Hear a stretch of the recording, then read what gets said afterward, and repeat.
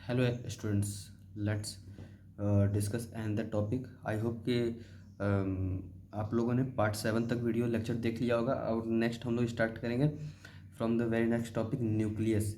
Basically हम लोग sales के बारे में ही पढ़ रहे थे कि पहले मैं पार्ट 1 से एक ओवरव्यू लेके चलता हूँ कि पहले हम लोगों ने सेल का कुछ बेसिक इंट्रोडक्शन पढ़ा। फिर उस बेसिक इंट्रोडक्शन के बाद में हम लोगों ने सेल्स के बारे में थोड़ा और जानकारी ली कि जैसे कि सेल थ्योरी क्या होती है और क्या क्या सेल्स के हम लोगों ने पार्ट्स पढ़े। फिर सेल्स के पार्ट्स पढ़ने के बाद हम लोग फिर एक सेल का ओवरव्यू लिए, जिसमें हम लोगों ने देखा कि एक मान लीजिए ये एक जैसे कि सेल है, तो सेल के अंदर क्या होता है, एक सेंट्रली लोकेटेड स्ट्रक्चर होता है जिसको हम लोग न्यूक्लियस बोलते हैं। और इसके अराउंड क्या होता है, साइटोप्लाज्म होता है, ये पूरा सेल होता है। तो बेसिकली आज हम लोग क्या पढ़ने वाले हैं, आज हम लोग उसी न्यूक्लियस को थोड़ा सा और एनालिसिस करेंगे। तो स्टार्ट करते हैं। तो जैसे यहाँ पे लिखा हुआ टॉपिक न्यूक्लियस। न्यूक्लियस क्या होता है? न्यूक्लियस बेसिकली क्या होता है, central part of the cell, जहाँ central part of the cell और जो पूरे सेल को वो करता है, कमांड करता है। कमांड करने का मतलब जो पूरे सेल को कंट्रोल करता है। सेल ही ऐसा स्ट्रक्चर है एक सेल में जो कि पूरे सेल के फंक्शंस और रेगुलेशंस को, इंटरेक्शंस को कंट्रोल करता है। इंटरेक्शन को कंट्रोल करता है या नहीं करता ये तो हम नहीं बोल सकते, लेकिन तो सेल का न्यूक्लियस ही है जो पूरे सेल्स के फंक्शंस को एक टाइप में कंट्रोल करता है। ठीक है। तो और यहाँ पे एक ये लिखा हुआ है कि आयोडीन सॉल्यूशन। आयोडीन सॉल्यूशन हम लोग कहाँ से पहुँच गया कि अब हम लोग जैसे कि जानते होंगे कि हम लोग कुछ किसी भी चीज़ को देखने के लिए, माइक्रोस्कोप में देखने के लिए हम लोग को पहले कुछ चीज़ को स्टेन करना था। स्टेन करने का मतलब जैसे आप लोगों ने लेबोरेटरी में देखा होगा या फिर जब आप लोग लैब गए होंगे तो अपने एक्सपेरिमेंट में देखा होगा कि जब आपके टीचर किसी भी सेल को जब माइक्रोस्कोप के अंदर जब आप लोग देखते होगे तो उसको पहले या तो आयोडीन सॉल्यूशन या फिर सेफ्रेनिन सॉल्यूशन से उसको वो करते होंगे, स्टेन करते होंगे। सेफ्रिन आई थिंक रेड कलर का होता है, आप लोगों ने देखा होगा। सेफ्रेनिन सॉल्यूशन, उससे वो सेल को क्या करते हैं, स्टेन करते हैं। तो उससे होता क्या है कि जो डिफरेंट रीजन्स होते हैं सेल्स के, वो हो जाते हैं गेट कलर्ड डिफरेंशियली। यानी कि जब एक सेल को आप एक माइक्रोस्कोप के अंदर जब ऑब्जर्वेशन बनाएंगे या फिर एनालिसिस करेंगे तो उससे पहले आपको सेल को या फिर किसी भी माइक्रोस्कोपिक चीज़ को पहले आपको स्टेन करना होगा। स्टेन करने का मतलब कि जो चीज़ उसमें कलर लेने वाला चीज़ रहेगा वो उस कलर को एब्जॉर्ब कर लेगा। वैसे स्टेन का तो बहुत ही एक डीप मीनिंग होता है, उसके उसके लिए हम लोग को एक अलग से लेक्चर लगेगा। कि मैंने ये आपको बता देता हूँ कि जैसे कोई सेल के अंदर कोई स्ट्रक्चर है, अगर वो कलर को एब्जॉर्ब कर लेता है और बेसिकली वो कलर अपने पास रखता है तो वो क्या हो जाता है, स्टेन हो जाता है। तो अगर हम लोग एक सेल को अगर स्टेन करेंगे तो उसमें जो सबसे अधिक स्टेन्ड एरिया होगा वो क्या होगा, न्यूक्लियस। जैसे कि हम लोग स्टेनिंग के लिए कौन कौन से सॉल्यूशंस यूज करते हैं। First, iodine solution. ये क्या होता है, आयोडीन सॉल्यूशन किसके लिए हम यूज करते हैं, different region of cell get coloured differentially, इसका मतलब स्टेनिंग होता है। Apart from it, safranin solution और methylene blue solution use to stain the cell. ये आपके एनसीईआरटी में दिया हुआ है कि अगर आपको एग्जाम में पूछा जाता है कि स्टेनिंग के 3 तरीके बताए जाए तो आपको लिखना होगा first one is iodine solution, second one is safranin solution and third one is the methylene blue solution. तो स्टेनिंग के कौन कौन से तरीके होते हैं, किस किस चीज़ को हम लोग यूज़ करते हैं स्टेनिंग के लिए। First one iodine solution, second one safranin solution और third one methylene blue solution. ठीक है। तो ये हम लोग स्टेनिंग के लिए यूज करते हैं। और मान लीजिए एक पूरा एक सेल है, ये क्या है, ये एक सेल है और ये क्या हो गया उसका प्लाज्मा मेम्ब्रेन, ये साइटोप्लाज्म।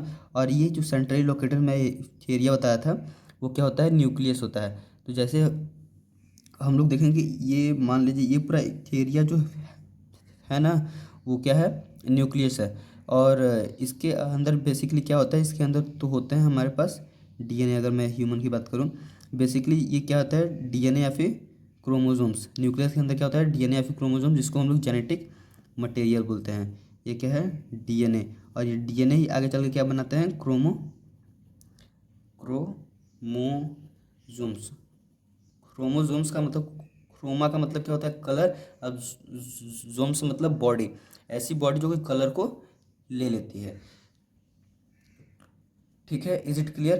तो मान लीजिए ये न्यूक्लियर पूरा एरिया जो मैंने यहाँ पे एक बॉक्स बनाता हूँ, ये बॉक्स होता नहीं है लेकिन मैं आप इमेजिन कीजिए ये पूरा सेल है, और सेल के अंदर ये एक पार्ट है जो कि बहुत ही डार्क स्टेंड है। ठीक है, तो उसके बाहर का जो एक लेयर होगा उसको हम लोग क्या बोलेंगे, न्यूक्लियर मेम्ब्रेन।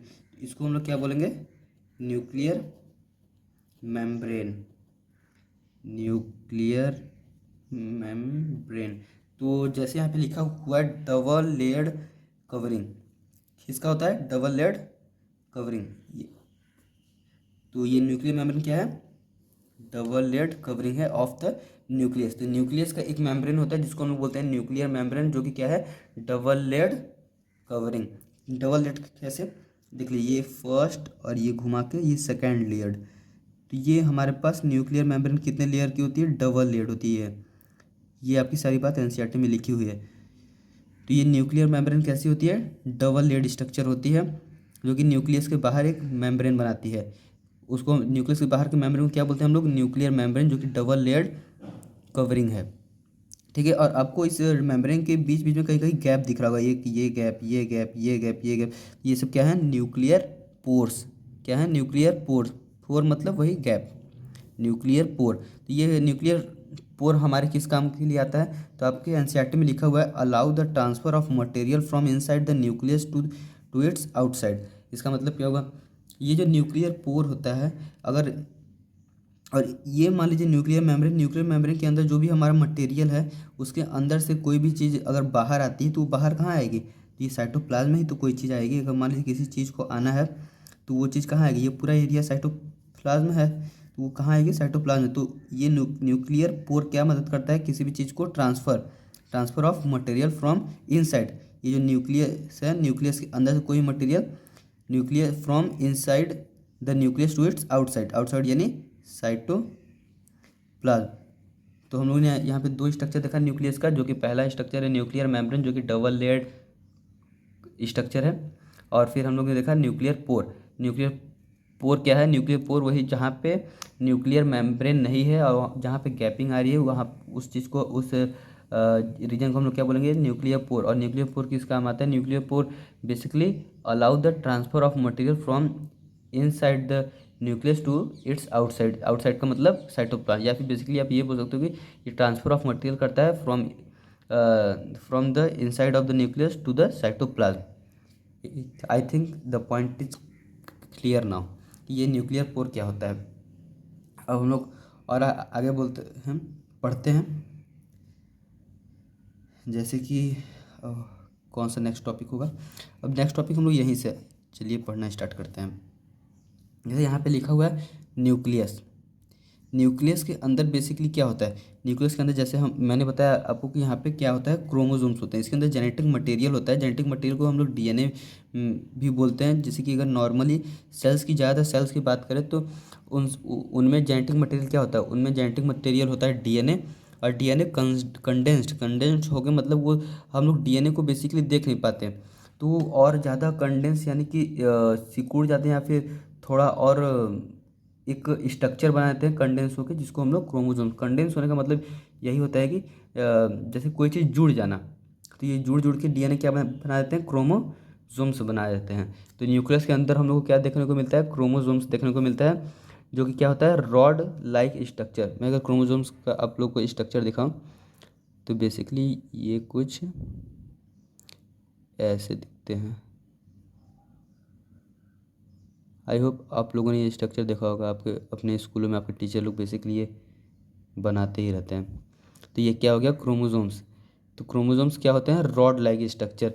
रॉड लाइक करने का मतलब ये ऐसे ही मैंने एक डायग्रामेटिकली दिखाया है, या फिर आप इसको ऐसे ही बना सकते हैं।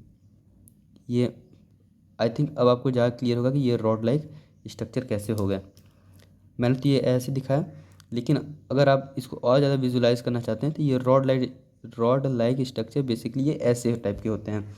तो आई होप क्रोमोसोम्स आपको क्लियर हो गए होंगे क्या होते हैं। क्रोमोसोम्स क्या होते हैं, जो कि न्यूक्लियस के अंदर पाए जाते हैं, रॉड लाइक स्ट्रक्चर होते हैं। और क्रोमोसोम बेसिकली किसके बने होते हैं, composed of DNA and protein. Chromosomes are composed of DNA and protein. जो क्रोमोजोम न्यूक्लियस के अंदर जो जेनेटिक मटेरियल या फिर क्रोमोजोम्स जो पाए जाते हैं, ये न्यूक्लियस के इनसाइड इनसाइड क्या पाया जाता है, क्रोमोजोम्स। न्यूक्लियस के इनसाइड क्रोमोजोम्स, और क्रोमोजोम्स किसके बने होते हैं, क्रोमोजोम बेसिकली बने होते हैं डीएनए प्लस प्रोटीन, मतलब उसके अंदर डीएनए भी होता है। जैसे मैंने आपको पहले ही बताया था कि न्यूक्लियस के अंदर क्या पाया जाता है, जेनेटिक मटेरियल, लेकिन जब ये डीएनए किसी प्रोटीन के साथ मिल जाता है तो ये एक स्ट्रक्चर बना देता है जिसको हम लोग क्रोमोजोम्स बोलते हैं, जो कि रॉड लाइक स्ट्रक्चर है, जो कि visible only when cell is about to divide. ये पॉइंट आई थिंक आपको नहीं समझ आया, क्योंकि ये बहुत ही आगे जब आप लोग पढ़ेंगे क्लास 12th में, तब वहाँ पे ये बात और अच्छे से समझाई गई है। जब सेल डिवीजन के आप फेजेस पढ़ेंगे तो वहाँ पे एक फेज़ आता है मेटाफेज। मैं आपको एक कुछ एक्स्ट्रा पॉइंट बता रहा हूँ, वहाँ पे एक फेज आता है मेटाफेज। उस मेटाफेज के अंदर आप लोग को ये जो क्रोमोजोम्स, जो आपको बोल रहा हूँ कि न्यूक्लियस के अंदर क्रोमोजोम्स पाए जाते हैं, वो हम लोग को कहाँ देखने को मिलते हैं, जो सेल डिवीजन के बहुत सारे फेज़ होते हैं, तो उस एक फेज़ आता है मेटाफेज, उसमें हम लोग को क्रोमोसोम बहुत ही अच्छे तरीके से विजिबली दिखाई देते हैं। तो यहाँ पे जैसे लिखा हो कि visible only when the cell is about to divide. जब एक सेल डिवाइड होता है उस समय हम लोग को क्या दिखता है, क्रोमोसोम्स दिखता है। तो अगर अगर आपको ये एग्जाम में क्वेश्चन आता है कि when we can see chromosome, तो लिख सकते हैं chromosomes are visible only when the cell is about to divide. जब एक सेल डिवाइड कर रहा होता है, जैसे मैंने आपको पहले ही बताया था, कोई सेल अगर एक है तो एक से दो जैसे बहुत सारे सेल्स बनते हैं, क्योंकि हमारी बॉडी एक से ही स्टार्ट होती है, तो एक से बहुत, ये पूरी बॉडी बनाने में बहुत सारे सेल्स लगे होंगे, तो एक सेल ही आगे डिवाइड कर करके बहुत सारे सेल्स बनाती है, और उससे हमारा एक पूरा बॉडी रेडी होता है जाके। तो ये जब सेल्स डिवाइड करने जाते हैं उस समय हम लोग को क्या दिखाई देता है, क्रोमोजोम्स दिखाई देता है, जो कि रॉड लाइक स्ट्रक्चर होता है। और ये बेसिकली क्रोमोजोम्स के अंदर होता क्या है, तो ये क्रोमोजोम्स के अंदर होता है डीएनए और प्रोटीन। और ये क्रोमोजोम्स क्या हेल्प करते हैं, मतलब कि इनका फंक्शंस क्या है। तो chromosomes contain information for the inheritance of the characters in the form of DNA molecules. ये एक बहुत बड़ा पॉइंट है, और इसके ऊपर एक पूरा चैप्टर ही है। क्लास 10th में जब आप लोग जाएंगे तो इसके ऊपर एक पूरा चैप्टर ही है क्रोमोसोम्स के ऊपर, कि बेसिकली उस चैप्टर का नाम है द प्रिंसिपल ऑफ इनहेरिटेंस, मतलब inheritance and genetics and evolution करके एक चैप्टर है, क्लास 10th में आपको आएगा। वो बहुत ही इंटरेस्टिंग चैप्टर है, और जब आप उस चैप्टर को पढ़ेंगे तो आपको ये पता चलेगा कि जो क्रोमोसोम्स होते हैं वो बेसिकली क्या करते हैं, वो बेसिकली इंफॉर्मेशन कैरी करते हैं for the inheritance of character. मतलब इनहेरिटेंस का मतलब होता है कि ट्रांसफ़र, जैसे कि आप अपने पेरेंट्स के जैसे कुछ वे में सिमिलर होते हैं। जैसे आपको कोई बाहर अगर आप घूमने निकलते हैं तो आप कोई देखता है तो बोलता है कि आपका नाक आपके पापा पे गई है, आपकी आंख आपके मम्मी पे गई है। ऐसे बहुत सारे आपको चेहरे को देख के ये बताते हैं कि आपका ये चेहरा है आपकी इन पेरेंट्स पे गया है। तो बेसिकली कहाँ से आता है, वो बेसिकली आपके पेरेंट्स से ही आता है। और वो कहाँ से आता है, वो क्रोमोसोम से आता है। आपके पेरेंट्स के क्रोमोसोम्स आप में ट्रांसफ़र होते हैं, तो उस ट्रांसफॉर्मेशन को क्या बोलते हैं, जब आप में ट्रांसफ़र होती है आपके पेरेंट्स के क्रोमोसोम्स, तो उसको हम लोग क्या बोलते हैं, उस प्रोसेस को हम लोग इनहेरिटेंस बोलते हैं। उस प्रोसेस को हम लोग इनहेरिटेंस बोलते हैं। जैसे लिखा है इनहेरिटेंस ऑफ कैरेक्टर, मतलब transfer of characters in the form of DNA molecule. तो ये जो क्रोमोसोम्स हैं ये क्या करते हैं, आपके पेरेंट्स से ही अगर आपके में वो क्रोमोसोम्स आ रहे हैं तो वो बेसिकली आपके पेरेंट्स की इन्फॉर्मेशन कैरी कर रहे हैं, और उस इन्फॉर्मेशन कैरी कर रहे हैं तो आपके अंदर भी वो कैरेक्टर दिखने लगते हैं। तो कैरेक्टर्स किसके फॉर्म में रखे रहते हैं, in the form of DNA molecules. तो क्रोमोसोम्स के अंदर कैरेक्टर्स किसके फॉर्म में होते हैं, in the form of DNA molecule. I hope कि आपको ये भी पॉइंट क्लियर हो गया होगा। क्रोमोसोम्स का मैंने 4 पॉइंट बताया कि विजिबल कब होते हैं, जब cell is ready to divide, और ये रॉड लाइक होते हैं, और ये कंपोज्ड मतलब किसके बने होते हैं। अगर इनका कंपोजिशन आपको पूछा जाए क्रोमोसोम्स का कंपोजिशन क्या है, तो इनका कंपोजिशन है डीएनए और ये प्रोटीन के मिल के बने होते हैं। और ये करते क्या हैं, ये इनहेरिटेंस ऑफ कैरेक्टर्स में काम आते हैं। मतलब ये जो क्रोमोसोम्स होते हैं ये बेसिकली कंटेन इन्फॉर्मेशन, आपके पेरेंट्स की इन्फॉर्मेशन आप में लेके आ रहे हैं, तो ये इनहेरिटेंस में काम आते हैं। Inheritance of character in the form of DNA molecule. तो क्रोमोसोम्स क्या करते हैं, आपके पेरेंट्स का जो कैरेक्टर्स होता है वो आप में लेके आते हैं, in the form of DNA molecules के फॉर्म में लेके आते हैं। और यहाँ पे एक और नीचे पॉइंट लिखा हुआ है कि functional segment of DNA are called genes. आप लोगों ने बेसिकली अपने टीचर से सुना होगा कि लगता है तुम्हारे में जीन तुम्हारे पापा का आया है। आपके कुछ कुछ कैरेक्टर्स को देख के आपको जज करते हैं, या फिर जज क्या करना मतलब आपको बताते हैं कि आप में आपके अंदर आपके पापा का जीन्स आया है। तो वो बेसिकली जीन्स होते क्या हैं, जब आप लोग क्लास 10th में जाएंगे तो इस जीन्स के बारे में और ज़्यादा डीप एनालिसिस नहीं, मतलब एक थोड़ा सा और सेगमेंट आपको पढ़ने को मिलेगा, या फिर और अच्छा आपको क्लियरिटी आएगी, समझ में आएगा कि जीन्स आखिर में होता क्या है। तो जैसे मैंने बताया कि क्रोमोसोम्स के अंदर डीएनए मॉलिक्यूल्स ही अधिकतर फॉर्म में होते हैं, और वो प्रोटीन के साथ मिलके पैक हो जाते हैं किसके फॉर्म में, क्रोमोसोम्स के फॉर्म में। कंडेंस का बेसिकली मतलब ये होता है, जैसे मैंने आपको बताया ना कि एक न्यूक्लियस के अंदर जेनेटिक मटेरियल पाया जाता है जो कि बेसिकली डीएनए होता है, और वो डीएनए फिर क्रोमोसोम्स में कन्वर्ट हो जाता है। तो कन्वर्ट कैसे होता है, डीएनए और प्रोटीन मिलके एक पैक हो जाते हैं एक दूसरे में, और एक क्रोमोसोम्स बना लेते हैं। तो उसको तो क्रोमोसोम्स के ऊपर मतलब बेसिकली या फिर कहा जाए तो क्या होता है, डीएनए मॉलिक्यूल्स होते हैं क्रोमोसोम्स के अंदर, वो और वो क्या मदद करते हैं, इनहेरिटेंस ऑफ कैरेक्टर में मदद करते हैं। तो उसके अंदर जो फंक्शनल सेगमेंट, मतलब मान लीजिए ये एक मेरा डीएनए है। आप लोगों ने कई बार विजुलाइज तो किया होगा कि डीएनए कुछ ऐसा ही होता है, या फिर आपने कहीं यूट्यूब या फिर गूगल वगैरह पे देखा होगा कि डीएनए कुछ ऐसा ही होता है, ऐसे ऐसे स्पाइरल फॉर्म में होता है। ठीक है, तो ये जो डीएनए होता है, तो इस पूरे को मान लीजिए हम एक सेगमेंट मान लेते हैं। सेगमेंट मान लीजिए ये होता है कि मान लीजिए एक लाइन है, ये एक पूरा एक पार्ट है डीएनए का। तो मान लीजिए यहाँ से अगर यहाँ पार्ट में अगर देखा जाए आपके पापा का एक कैरेक्टर आ रहा है, इस पार्ट जहाँ पे ब्लू पेन से मैं ये कर रहा हूँ, डार्क कर रहा हूँ, मान लीजिए यहाँ से यहाँ तक आपके पापा का एक कैरेक्टर आ रहा है। तो इसको हम लोग क्या बोल देंगे कि यहाँ पे आपके पापा का कैरेक्टर आया, तो ये बेसिकली क्या हो गया, जीन्स हो गया। जो भी डीएनए का पार्ट फंक्शन काम करता है आपके अंदर आके, वो कोई भी काम करता है, तो उसको हम लोग क्या बोलते हैं, जीन। तो क्या होता है, जीन्स क्या होता है कि फंक्शनल सेगमेंट ऑफ डीएनए। ये पूरा सेगमेंट ऑफ डीएनए है, ये एक डीएनए है, लेकिन डीएनए का जो पार्ट फंक्शन कर रहा है आप में आके, फंक्शनल सेगमेंट, मतलब उस पूरे डीएनए का सेगमेंट में भी जो फंक्शनल सेगमेंट है, अगर वो आपके बॉडी के अंदर आके कुछ काम कर रहा है, तो वो क्या हो जाता है, जीन हो जाता है। और ये सब आपके एनसीईआरटी में दिया हुआ है। और उसके बाद क्या है, क्रोमैटिन मटेरियल। तो ये क्रोमैटिन मटेरियल क्या होता है, क्रोमैटिन मटेरियल ये फिर ऑर्गेनाइज्ड और कॉन्डेंस्ड एज क्रोमोसोम्स। तो मैं आपको ये बता रहा था कि जैसे डीएनए प्रोटीन के साथ पैक होकर क्रोमोसोम्स बनाता है। तो वो जब डीएनए जब प्रोटीन के साथ मिलता है, तो एक मटेरियल बनाता है जिसको कि क्रोमैटिन मटेरियल हम लोग बोलते हैं। क्या बोलते हैं, क्रोमैटिन मटेरियल। तो क्रोमैटिन मटेरियल बेसिकली क्या होता है, वही कंडेंस्ड या फिर वो और ज़्यादा पैक होके एक स्ट्रक्चर बनाता है जिसको कि हम लोग क्रोमोसोम्स बोलते हैं। And I think is it clear now. I hope आप मेरी एनर्जी को भी थोड़ा थोड़ा फील कर रहे हो कि मैं क्या बोलने की कोशिश कर रहा हूँ। कि जैसे मैंने आपको बहुत सारे एग्जांपल दिए कि क्रोमोसोम्स कैसे बना पैक होता है। तो वो बेसिकली किस वे में पैक होता है, जो क्रोमैटिन मटेरियल होते हैं, क्रोमैटिन मटेरियल किस में पैक हो जाता है, क्रोमोसोम्स में पैक हो जाता है। तो ओवरऑल अगर मैं आपको बोलूँ कि आपको याद क्या करना है, हाँ, तो मुझे लगता है कि आपको अब ये पॉइंट क्लियर या फिर समझ में आ गया होगा। अब हम लोग नेक्स्ट पॉइंट पढ़ते हैं कि nucleus plays a central role in the cellular reproduction. ये पॉइंट्स एज इट मैंने लिख दिया है, लेकिन इनको समझाने में थोड़ा समय लग रहा है। तो आई होप आप समझ सकते हैं कि वीडियो इतना लंबा क्यों जा रहा है। और अगर आपको ये वीडियो थोड़ा वो लग रहा हो, बोरिंग टाइप का लग रहा हो, तो इसको फास्ट फॉरवर्ड वे में करके देख सकते हैं, या फिर जो आपको पॉइंट नहीं समझ आ रहा है सिर्फ वही पॉइंट देखिए। ये नहीं कि पूरा वीडियो बैठ के लेक्चर देखने लगे, क्योंकि आई मैं समझ सकता हूँ कि थोड़ा बोर लग ही रहा होगा, क्योंकि ये थोड़ा बोर वाले टॉपिक, बायोलॉजी पढ़ना उतना इंटरेस्टिंग नहीं है। आई मैं समझ सकता हूँ।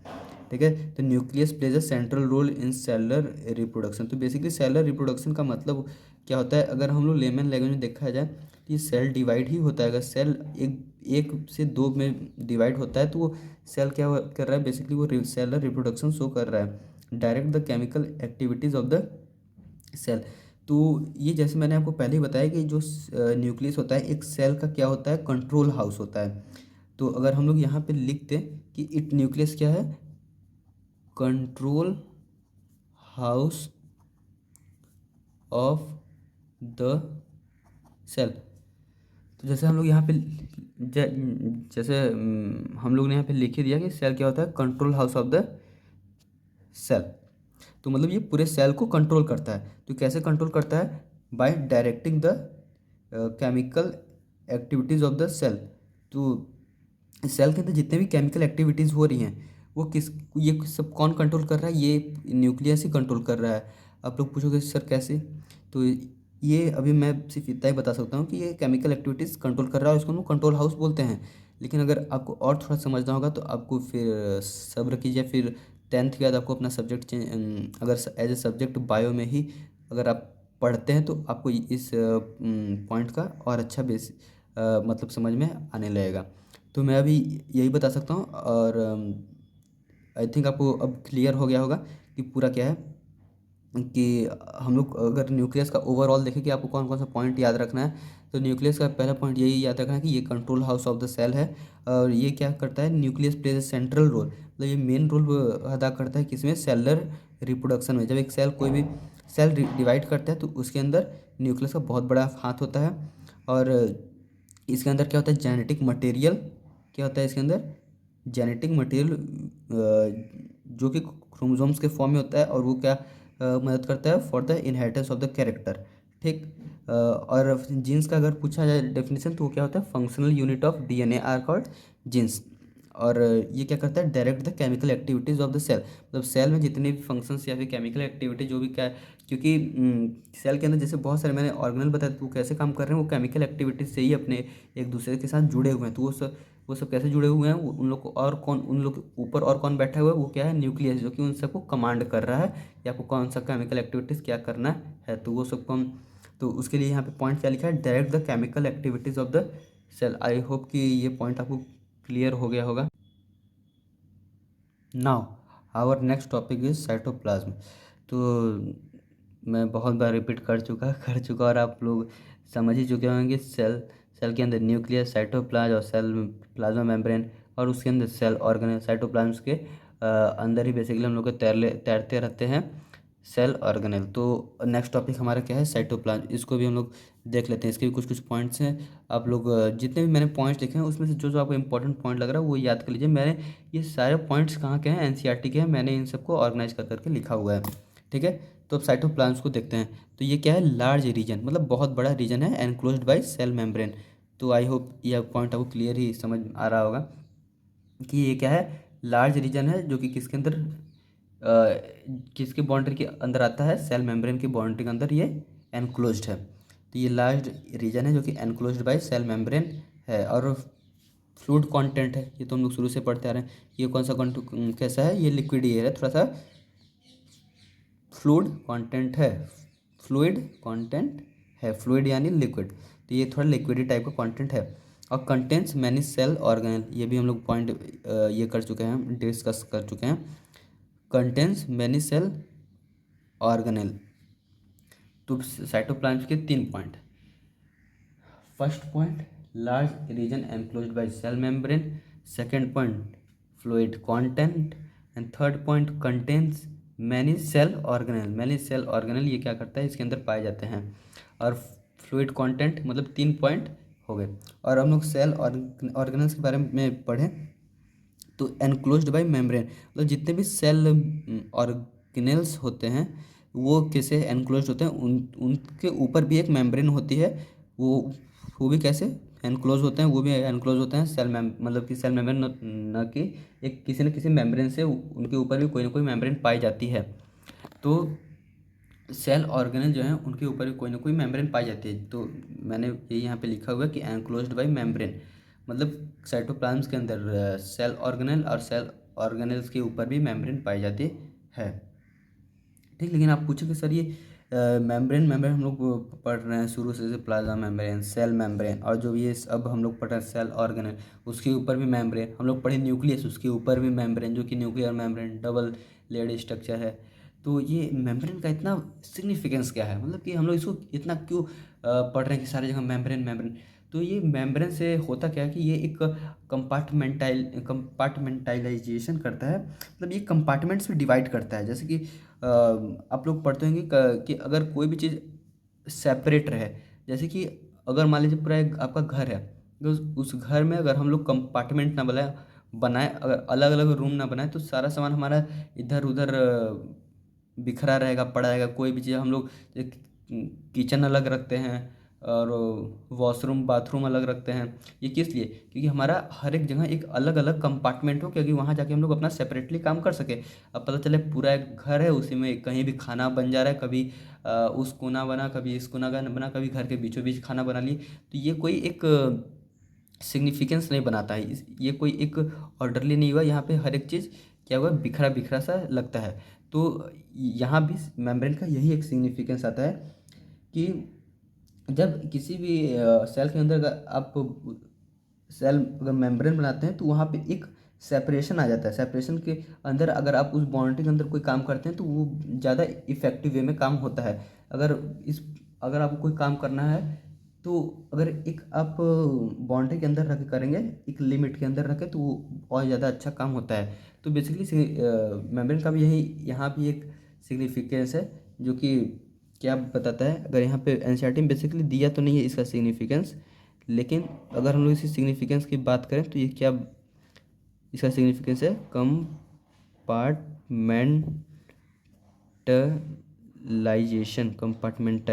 कंपार्टमेंटलाइजेशन बेसिकली ये करता है। ठीक, मतलब ये कंपार्टमेंट में अलग अलग तोड़ता है। ये आपके एनसीईआरटी ने दिया, लेकिन तो आप समझ सकते हैं। लेकिन एक एग्जाम्पल एग्जाम्पल आपके एनसीईआरटी में दिया हुआ है वायरस का, इस मेम्ब्रेन के सिग्निफिकेंस को समझाने के लिए, कि viruses lack any membrane and hence do not show characteristic of life until they enter a living body and use it cell machinery to multiply. यहाँ पे लिखने को तो बहुत बड़ी बड़ी बातें लिख दी गई हैं, लेकिन यहाँ पे आपको समझाने के लिए कोई बात नहीं है। क्योंकि अगर आपको इस लेवल पे ये बात समझाई जाए, तो आपके दिमाग में उतना ये बात नहीं घुसेगी, क्योंकि ये बहुत डीप बात लिखी गई है। यहाँ पे लिखा हुआ है कि and use it cell machinery to multiply. यहाँ पे आप पूछेंगे सेल मशीनरी का क्या मतलब है, मल्टीप्लाई का क्या मतलब है।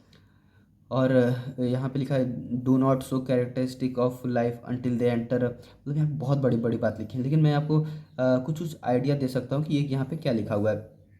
तो लिखा हुआ है जैसे कि वायरस क्या है। अगर जैसे आप लोग बचपन से पढ़ते आ रहे हैं, बचपन यानी 3 4 5 6 7 क्लास में, कि living non living, living non living.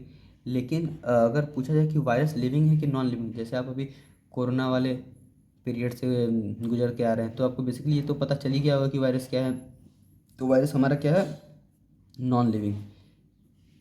जब तक किसी बॉडी के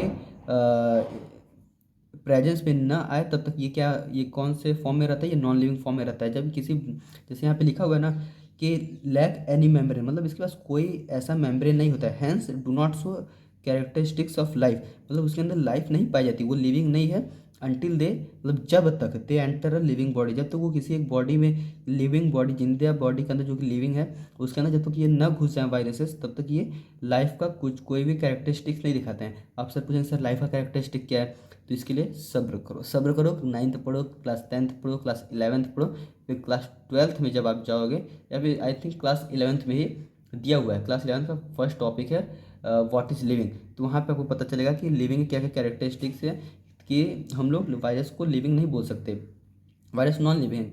क्यों? क्योंकि वो लैक एनी मेम्ब्रेनस सिस्टम, तो उसके पास कोई मेम्ब्रेनस सिस्टम, जो कोई भी उसके पास मेम्ब्रेन वाली कोई सिस्टम नहीं है, तो उसको हम लोग नॉन लिविंग के अंदर रखते हैं।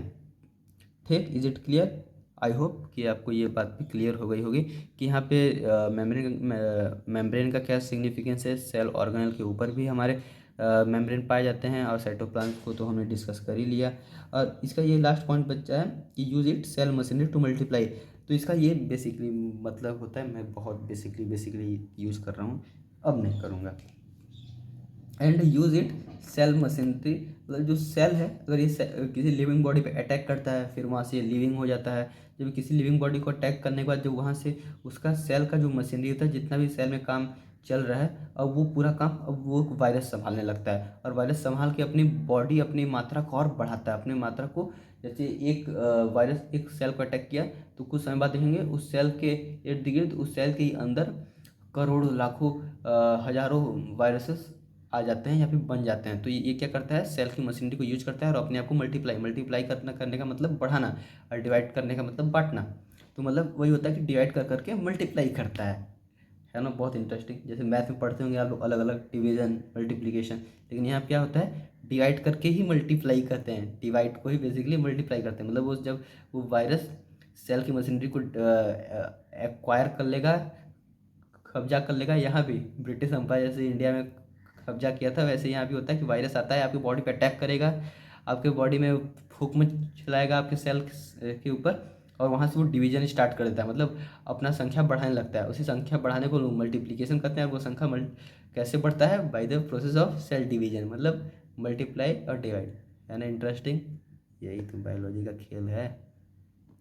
और हम लोग पढ़ते हैं कि जैसे यहाँ पे एक और पॉइंट लिखा हुआ है, undefined nuclear region containing only nucleic acid is called nuclide. ठीक है, ये पॉइंट मैं समझाता हूँ। तो जब मैंने जब अपना फर्स्ट लेक्चर डाला था, तो वहाँ पे जब हम लोग टॉपिक डिस्कस कर रहे थे कि कौन कौन से टॉपिक हम लोग को पढ़ना है, तो वहाँ पे 2 टॉपिक आए थे, prokaryotic cell and eukaryotic cell, जो जिससे कि क्वेश्चन आता ही आता है। आप नियरली सारे ईयर के क्वेश्चन पेपर उठा के देख लीजिए, प्रोकैरियोटिक सेल और यूकैरियोटिक सेल के डिफरेंसेस आते ही आते हैं। तो हमारा नेक्स्ट टॉपिक यही रहने वाला है, prokaryotic cell and eukaryotic cell, उसके बाद सेल डिवीजन, उसके बाद सेल ऑर्गेनेल। मैं ये कोशिश करूँगा कि सेल ऑर्गेनेल एक ही वीडियो में सम अप करके, आई थिंक वो वीडियो घंटे भर का हो जाएगा या बड़ा हो जाएगा, उसको हम लोग सम अप करके एक ही वीडियो में डाल देंगे। और सेल डिवीजन में प्रोकैरियोटिक यूकैरियोटिक सेल को पढ़ाने के बाद सेल डिवीजन भी डिस्कस कर लूँगा। आई होप कि आपको ये वीडियो पूरा न्यूक्लियस साइटोप्लाज्म वाला पूरा समझ में आ जाएगा। मैं समझ सकता हूँ कि थोड़ा सा वीडियो बड़ा हो गया, लेकिन आप वही पार्ट देखिए जो आपको पार्ट समझना है या फिर याद करना में मुश्किल हो रही है, और उससे आप नोट्स बनाइए। अगर आपको नोट्स चाहिए तो कमेंट बॉक्स में मुझे बताइए नोट्स चाहिए, तो मैं ये जो मैंने नोट्स लिखे हैं ये भी मैं आपको देने का कोशिश कर सकता हूँ। मुझे लगता है कि आपको सब समझ में आ गया, and thanks for watching this video up.